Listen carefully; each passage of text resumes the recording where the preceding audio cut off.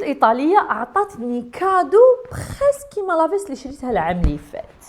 هذه اللي راكم تشوفوا فيها راهم بزاف على مود تاع دا طوندونس العام اللي فات والعام هذا وبزاف كيوت. تخيلوا هي واش عطاتني نفس لا كولور اللي كانت لابستها ميلانيا ترامب في الرحله تاعها لبريطانيا. قولوا لي ماشي لا ميم شوز.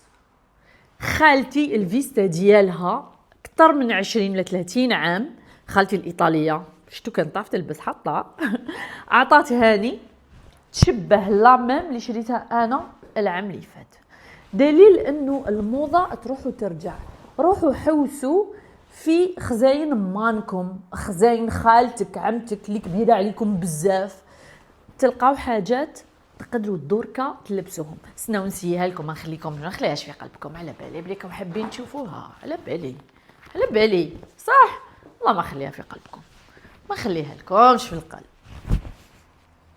كيفاش خرجت وشنو هذه؟ يديها شويه قصر باسكو خالتي قصيره 150 متر، بصح كوميم جاتني بزاف كيوت.